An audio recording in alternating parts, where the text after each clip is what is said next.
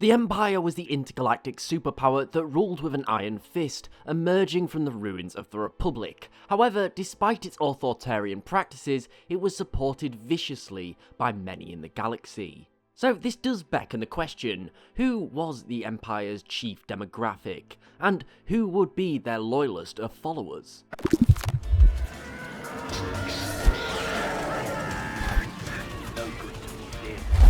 Now, we're going to be approaching this video the same way a business would likely identify its target market, and I want to come up with a profile for which demographic would likely be the Empire's most zealous followers. So we can start with species, and that's pretty easy. The Empire was staunchly anti-alien, implementing numerous laws that highly favoritized humans. So for this reason, surprise surprise, humans are going to be its most loyal following. However, this doesn't narrow down a lot, as humans are everywhere in the Star Wars universe, colonizing and living on countless worlds and systems, so we do need to dig a little bit deeper. Now, we can look in terms of location, and for this we're going to use historical factors. Now, the Empire emerged from the Republic's CIS conflict known as the Clone Wars. It presented itself as a saviour from corrupt and bureaucratic practices, and it offered protection and safety, as most fascist regimes do. For this reason, we want to look at worlds that were hit hard by this war. Ex-separatist worlds such as Canto Numodia not only have primarily alien populations, but were also willingly key members of the CIS. For this reason, since the Empire emerged from the Republic, it's not going to be seen as very favourable.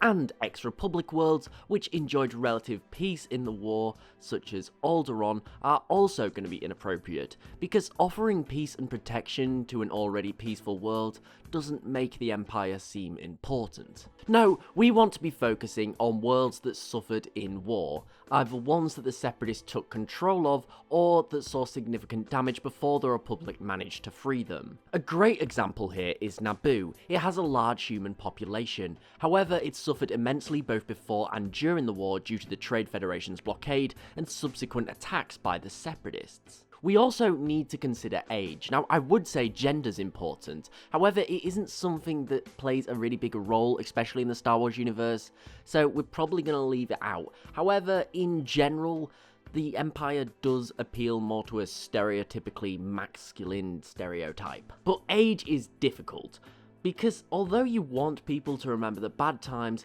it's very difficult for older generations to embrace change. Older generations lived in the time of a democracy and peace, and this represents a dangerous idea in the Empire. For this reason, like most authoritarian regimes, the Empire is going to target younger people. Anyone who was born just before or during the age of the Empire is a prime target for indoctrination into Imperial ideals. They've never experienced anything different like a republic or a democracy, however they will be aware of the history that happened under them, and this history can be cherry-picked by the Imperials to portray them in a very favourable light. Most fascist regimes have a very strong grip on education systems, so they can fully indoctrinate young people to their cause, and that's a common factor in nearly every single real-world fascist regime.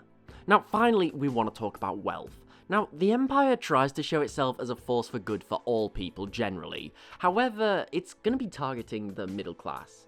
Rich and powerful people were watched closely under this regime and faced resistance to the power that they had and their ability to make money. Meanwhile, the poorest and most vulnerable would kind of seem as fair game to the Empire for extortion, as the Empire introduced numerous policies that wouldn't benefit them, such as deregulations. But the middle class, and I use that term very broadly since we're talking about an entire galaxy, were likely the least directly affected by the Empire's tyrannical policies. So ultimately, as a profile, I'm going to say that the Empire's chief demographic were young humans, either born shortly before or during the reign of the Empire, who can be educated or indoctrinated to its cause.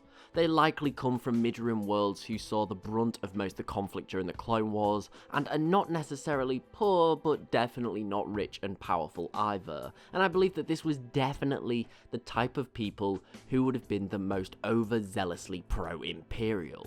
But what do you guys think of my profile, accurate or not? And let me know what you believe the Empire's target market for its regime is in the comments below. Thank you for watching, I do hope that you enjoyed. If so, please remember to like, share and sub, as it's really appreciated, and we are so close to 100k now, so thank you so much for that. Also, don't forget to follow me on Twitter at the Lore Guy and tick the bell for regular updates. But most importantly, thank you for watching. I do hope that you enjoyed this video, and I'll see you next time.